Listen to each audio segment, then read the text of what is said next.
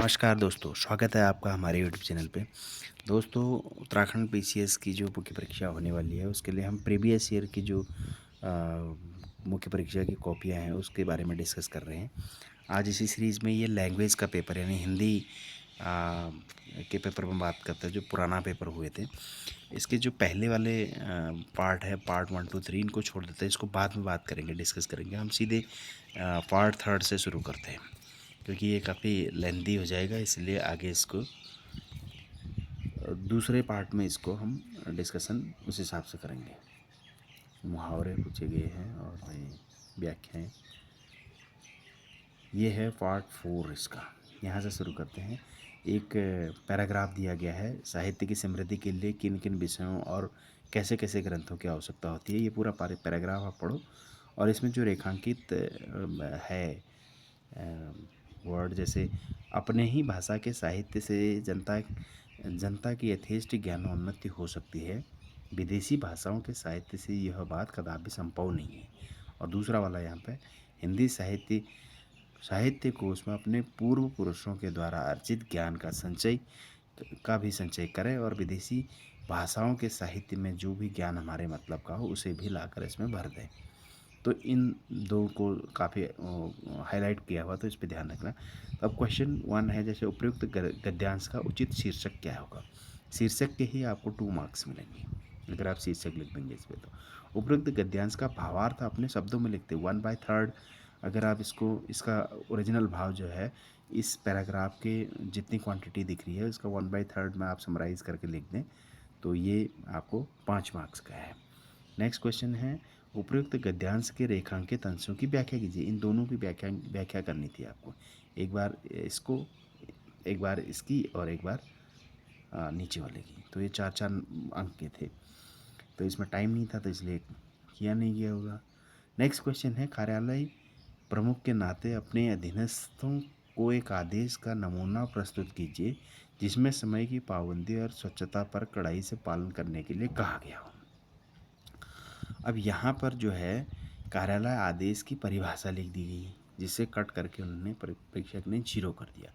कार्यालय प्रमुख के नाते अपने अधीनस्थों को एक आदेश का नमूना लिखना था। पहले पेज पे नमूना लिखना था, ड्राफ्ट लिखना था, और सेकंड में ओरिजिनल लिखना था। यहाँ पे परीक्षक ने 10 मार्क्स पूरे दे रखे हैं, ये इन्होंने ओरिजिनल लेटर लिख दिया है। पत्र संख्या हो गया उत्तराखंड सरकार, वित्त मंत्रालय, वेतन विभाग जो भी, देहरादून, दिनांक जो आप दिनांक भी डाल सकते हो, कार्यालय आदेश, इस तरह से बीच में लिख सकते हो। राइटिंग का ख्याल रखें, क्योंकि टाइम मैनेजमेंट बहुत इम्पोर्टेंट है इसमें, क्योंकि इन जो मुख्य परीक्षाएं हैं इसमें टाइम मैनेजमेंट ही सब कुछ रहता है। उसी के अकॉर्डिंग आपकी राइटिंग और आपका लिखने का ढंग जो है वो शूट करता है। जैसा कि देखा गया है, ये कार्यालय आदेश है, लिखा गया, जैसा कि देखा गया है, कार्यालय में कुछ कर्मचारी देरी से आते हैं और भोजन अवकाश लंबे समय तक लेते हैं। मंत्रालय का कार्य देखकर कर्मचारियों को अपने कार्य के प्रति संवेदनशील होना चाहिए और समय पर कार्यालय में उपस्थित होना चाहिए, ये एडवाइस है। थर्ड है इसमें। अब इसमें देख लीजिए आप, ये नंबर 1 नहीं लिखा जाता यहाँ पे, पैराग्राफ 2 से 2 नंबर लिखा जाता है। और तीसरा है, इस संबंध में कल दिनांक 24/12/23 से सभी कर्मचारी सुबह 9:30 बजे 9:30 पर कार्यालय में उपस्थिति और रजिस्टर में उपस्थिति दर्ज कराएंगे। देरी से आने वाले कर्मचारियों पर अनुशासनात्मक कार्रवाई की जाएगी। साथ ही कार्यालय परिसर में स्वच्छता बनाए रखना सभी का दायित्व होगा। हस्ताक्षर, पदनाम, अपर सचिव, सभी कर्मचारी और गार्ड फाइल को वो कर दिया। तो इसमें आप अगर फ्रेम ठीक ढंग से करते हो तो 10 मार्क्स मिलेगा। और यहाँ इसी का अगर ड्राफ्ट इसमें डाल देते हैं, हम लिखते नहीं, यहाँ ड्राफ्ट लिख देते कि कार्यालय पत्र संख्या दिस और कार्यालय आदेश लिख करके, और यहाँ पे डॉट डॉट डॉट डॉट कर दिया, फिर 2 नंबर, फिर डॉट डॉट, और फिर 3 नंबर, फिर डॉट डॉट डॉट, इस तरह से बनाते हैं और पूरा फ्रेम लिखते तो 10 नंबर आपको इसमें मिलते हैं। चलिए नेक्स्ट क्वेश्चन है। इसका मकसद ही यही है कि जो ये कॉपियाँ दिखाई जा रही है कि किस तरह की गलतियाँ की गई है, उसमें सुधार किया जा सकता है। अन्यथा तैयारी सभी बच्चों ने बेहतर ढंग से कर रखी है, तो वो छोटी छोटी जो गलतियाँ हैं उनसे उनको अवॉइड करने का ये सही तरीका होता है कि प्रीवियस ईयर के क्वेश्चन पेपरों में किस तरह की गलतियाँ हुई है। नेक्स्ट क्वेश्चन है, कंप्यूटर से संबंधित किन्हीं दो का परिचय दीजिए। इसमें हार्डवेयर, सॉफ्टवेयर, पीसी, डेटा या प्रोग्रामिंग लैंग्वेज, इतने सारे थे। तो यहाँ हार्डवेयर के बारे में बताया गया। हार्डवेयर को, कंप्यूटर को, हार्डवेयर क्या है? कंप्यूटर को चलाने के लिए हार्डवेयर और सॉफ्टवेयर दोनों की समान ज़रूरत होती है। हार्डवेयर वे सभी युक्तियाँ हैं जो सामान्य से देखी या छुई जा सकती है, जैसे monitor, OPS, printer, UPS, printer, scanner, keyboard, mouse, CPU, mic, speaker आदि से सभी कंप्यूटर के हार्डवेयर होते हैं। कीबोर्ड में 106 सामान्यतः की पाए जाते हैं जो अक्षर और नंबर के साथ कुछ स्पेशल की भी होती है। ये सूचनाओं प्रविष्ट करने में मदद करते हैं।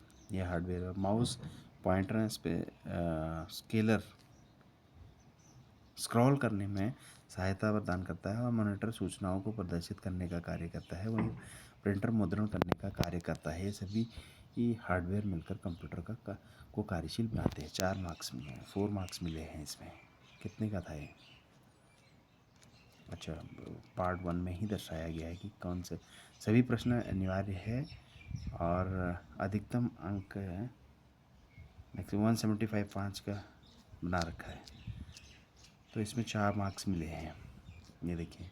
नेक्स्ट है सॉफ्टवेयर। सॉफ्टवेयर दो प्रकार के होते हैं, एप्लीकेशन सॉफ्टवेयर, दूसरा प्रोग्राम। एक है एप्लीकेशन सॉफ्टवेयर और दूसरा है प्रोग्राम सॉफ्टवेयर। ठीक है। सॉफ्टवेयर, प्रोग्राम सॉफ्टवेयर सभी हार्डवेयर युक्तियों को कार्यशील बनाता है और कंप्यूटर को चलने की स्थिति में लाता है। कुछ प्रोग्राम सॉफ्टवेयर जैसे विंडो, लाइनेक्स, मोबाइल या एंड्रॉयड के लिए एंड्रॉयड सॉफ्टवेयर होते हैं। और एप्लीकेशन सॉफ्टवेयर क्या होता है? यह किसी खास प्रोग्राम को चलाने में सुविधा प्रदान करने के लिए होता है, जैसे MS office, Excel, PowerPoint आदि, वर्ड प्रोसेसिंग आदि। इसमें भी 4 मार्क्स मिले हैं। नेक्स्ट क्वेश्चन है 35 नंबर।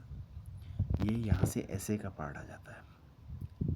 पहला जो उत्तराखंड बेस है और ये 55 मार्क्स का है, तो इसमें 4 ऑप्शन दिए गए हैं। किन्हीं एक में से आपने लिखना है। जैसे जोशीमठ भूस्खलन एक मानव त्रासदी है, न कि प्राकृतिक आपदा, इस पर लिखना था। या उत्तराखंड की जैव विविधता लिख सकते थे। उत्तराखंड की संस्कृति एवं कला को दर्शाने वाले स्थल लिख सकते थे। पंचप्रयाग, पंचबद्री, इस तरह की जो चीज़ें हैं, पंच केदार वगैरह, कई सारी चीज़ें जो संस्कृति एवं कला को भी दर्शाए, दोनों चीज़ें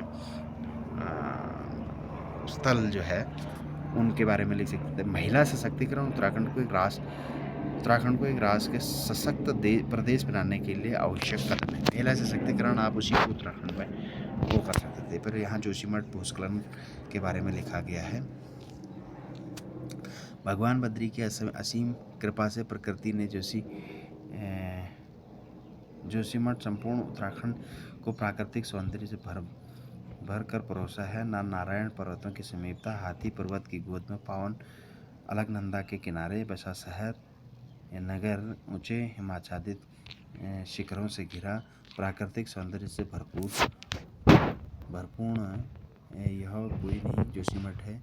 ऐसी प्राकृतिक सौंदर्य का आनंद उठाने हजारों लोगों ने अपना आशियाने के लिए चुना है इस शहर को, परंतु पल भर में जैसे पैरों तले जमीन खिसक रही हो। बसे बसाए आशियाना उजड़ रहे हैं, जीवन भर की पूंजी के साथ मानो सब कुछ खत्म हो गया हो, यह एहसास हो रहा है जोशीमठ वासियों को।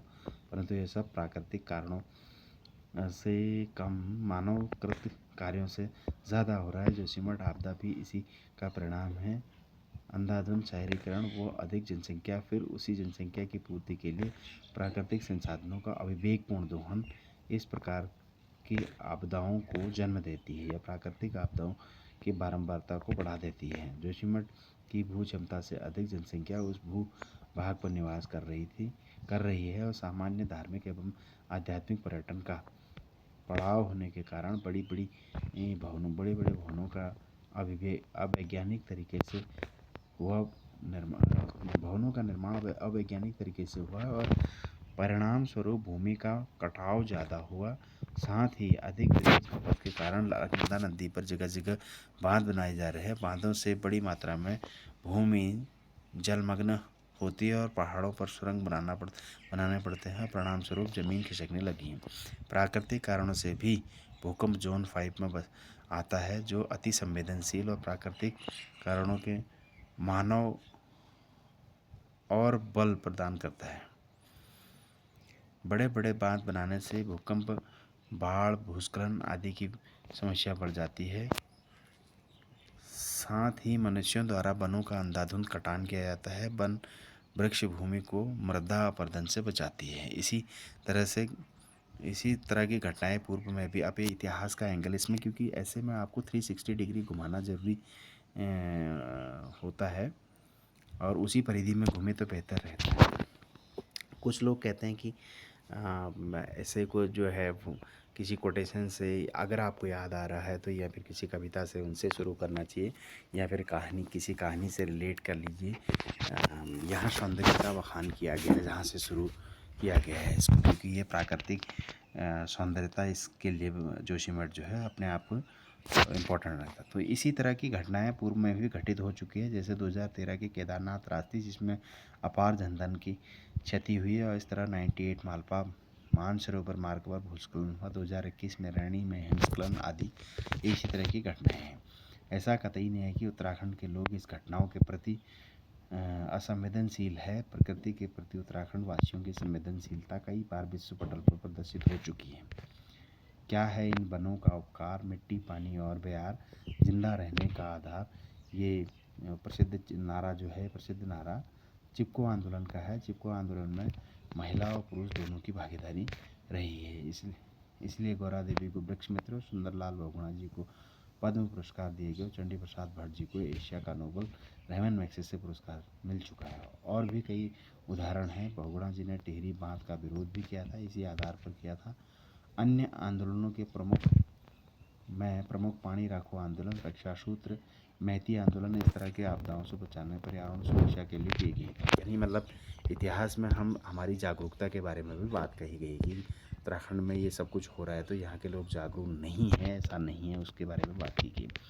इस तरह की आपदाओं से व्यक्तियों की व्यक्तिगत और सामूहिक के साथ सरकारी खर्च में बढ़ोतरी हो जाती है। ठीक है, पूंजी व धन की कहानी होती है। राज्य सरकार के सामने दोहरे व धन क्षति की समस्या है। एक और पुनर्वास और दूसरे ओर क्षतिपूर्ति व आपदा को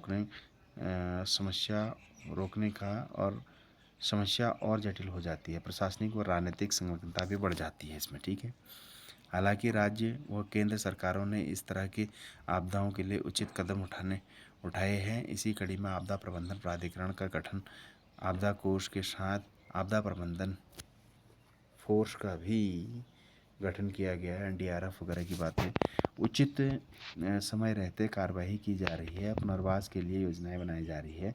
साथ ही उत्तराखंड देश का प्रथम राज्य एवं भूकंप अलर्ट यंत्र या ऐप बनाने वाला पहला राज्य है। उल्टा लिखा गया। सरकारों को और गंभीरता के साथ यह सुझाव है, साथ वैज्ञानिक व तकनीकी उपकरणों का इस्तेमाल कर उचित योजनाएं बनाई जानी चाहिए। प्राकृतिक संसाधनों के दोहन जैसे बांध बनाना आदि पूर्व उचित आकलन ठीक किया जाना चाहिए। आकलन ठीक किया जाना चाहिए। साथ ही अविवेकपूर्ण नगरीकरण, शहरीकरण व उचित कार्य योजना जो धरातल में उचित कार्य करें को अपनाना चाहिए। साथ ही साथ जनसंख्या को भी सामाजिक तौर पर और मुखर होकर के आगे आना चाहिए, जिससे सुखद परिणाम धरातल पर आ सके। इसमें और भी बहुत सारे एंगल जोड़े जा सकते थे। मानव जो जनित है इस तरह के चीज़ें जो इसके लिए जिम्मेदार हैं, उन चीज़ों को और इसमें डाला जा सकता था। देखिए, इनमें प्रेक्षक ने आपको हाँ, कितने मार्क्स दिए हैं, कहाँ से था ये क्वेश्चन? यहाँ से है, साइड में लिखा होगा कहीं पे, लास्ट में दिया है ये 30 मार्क्स दिए आउट ऑफ 55। नेक्स्ट इसका ऐसे है, ऐसे पॉइंट नंबर 2 700 वर्ड का है, 75 अंक का है। ये नेशनल लेवल का ऐसे आता है, एक उत्तराखंड लेवल का आता था। अब नए सिलेबस के अकॉर्डिंग जो पिछले साल हुए हैं पेपर, उसके बारे में भी हम डिस्कशन करेंगे। ऑप्शन 1 क्या था? सार्वभौम आधारभूत आय जन वितरण प्रणाली का सुगम विकल्प। Public distribution system PDS system का जो है सुगम विकल्प क्या है? Universal basic incomes has the great potential to replace public distribution system. सार्वभौम आधारभूत आय जन वितरण प्रणाली। और नेक्स्ट है सोशल मीडिया हमारे युवाओं को किस दिशा की ओर ले जाएगा, क्वेश्चन पूछा गया है। तीसरा है जीवाश्म ऊर्जा वैकल्पिक ऊर्जा स्रोतों की संभावना की प्रभावकारिता को दर्शाइए। चौथा है भारत सरकार द्वारा चलाए जा रहे विभिन्न स्वास्थ्य मिशन क्या है? तो यहाँ जीवाश्म ऊर्जा को वैकल्पिक ऊर्जा स्रोतों की संभावना और प्रभावकारिता क्या है, इसको बताइए।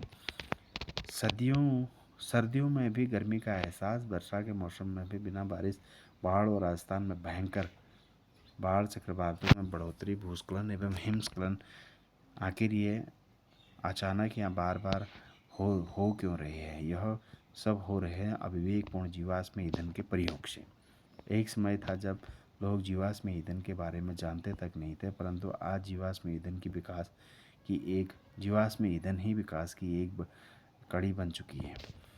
ऊर्जा के दो स्रोत माने जाते हैं, एक जीवाश्म पेट्रोल, डीजल, कोयला आदि, और दूसरा एकदम नया नवीनीकरण और स्वच्छ ऊर्जा जैसे सूर्य प्रकाश, पवन ऊर्जा, नाभिकीय एवं जैव ऊर्जा आदि। परंपरागत ऊर्जा का जीवाश्म ऊर्जा से पर्यावरणीय ह्रास होता है। ग्रीन हाउस गैसों जैसे कार्बन डाइऑक्साइड, जलवाष्प, सल्फर डाइऑक्साइड आदि में वैश्विक तापन के लिए जिम्मेदार गैसें हैं जो जीवाश्म ईंधन का प्रयोग से होता है। औद्योगिकरण से अब तक वैश्विक ताप 2 डिग्री सेल्सियस तक बढ़ चुका है, जिसका सीधे असर मानव जीवन के पर्यावरण पर पड़ता है। इसी पारंपरता जीवाश्म ईंधन की प्रक्रिया कम करने या बंद करने के लिए अंतर्राष्ट्रीय स्तर पर कई समझौते बनाए गए हैं। इस और सर्वप्रथम 1972 का स्टॉकहोम सम्मेलन महत्वपूर्ण है, जो इसी क्रम में 1992 के रियो, वो 97 का क्योटो प्रोटोकॉल और 15 में पेरिस जलवायु समझौते आदि इसी वैश्विक तापमान को कम करने के लिए, ग्रीन हाउस गैसों को कम करने के लिए किए गए थे। ठीक है, इसी क्रम में अब परंपरागत ऊर्जा या जीवाश्म ऊर्जा के स्थान पर नवीनीकरण ऊर्जा का विकल्प दिया गया था। नवीनीकरण ऊर्जा में सौर ऊर्जा, पवन ऊर्जा जैसे जैव ऊर्जा, नाभिकीय ऊर्जा एवं लघु जल विद्युत ऊर्जा को शामिल किया जाता है। सौर ऊर्जा इस पृथ्वी पर ऊर्जा का एकमात्र स्रोत सूर्य है। कहा जाए तो कोई अतिव्यक्ति नहीं होगी, परंतु इस सौर ऊर्जा को जीव ग्रहण नहीं कर सकते हैं, प्रत्येक जीव ग्रहण नहीं कर सकता है। सौर ऊर्जा में अपार संभावना है, यह कभी खत्म नहीं होने वाला स्रोत है। इसमें सौर पैनल से सूर्य किरणों को फोटोसिंथेटिक विधि से संग्रहण किया जाता है और फिर बैटरी में स्टोर किया जाता है और फिर सीधे ग्रिड पर छोड़ दिया जाता है। सौर ऊर्जा के लिए सूर्य का प्रकाश अधिक होना चाहिए और सिर्फ दिन में बनाया जा सकता है। भूमध्य रेखा के समीप ताप अधिक होता है, इसलिए यह दक्षिण भारत में अधिक सुलभ होता है। पवन ऊर्जा के बारे में लिखा गया है, उसी तरह से जैव ऊर्जा के बारे में और नाभिकीय ऊर्जा यूरेनियम 233 और यूरेनियम 238 का प्रयोग के बारे में कहा गया है। यहाँ बीच में आप देख सकते हैं यूरेनियम, थोरियम आदि के बारे में बात करी। लघु जल विद्युत परियोजनाओं के बारे में बात की है, जो उत्तराखंड में इसके लिए बहुत संभावना है, अपार संभावना है, क्योंकि पवन ऊर्जा जैसी चीज़ें यहाँ नहीं चल सकती, लेकिन लघु जल विद्युत योजनाएँ यहाँ पे चल सकती है। तो आप इस तरह से इसको वो कर सकते हैं। भारत के सतत विकास लक्ष्यों के बारे में बात की गई है 2030 के बारे में। तो ये है इसका एशे नंबर 2 और इसमें 39 मार्क्स आए थे। तो आज का ये जो हिंदी का लैंग्वेज का जो प्रीवियस ईयर क्वेश्चन पेपर था उसका ऐसे और एक पार्ट 4 हमने डिस्कस कर लिया है। आप पार्ट 1 2 3 नेक्स्ट उसमें करेंगे। जैसे इसमें छोटे छोटे क्वेश्चन हैं, जिस वाक्य में एक उद्देश्य एक ही विधेय घोष, तो इस तरह से इसमें टाइम लगता है, इसके लिए दूसरे उसमें करेंगे। Thank you very much.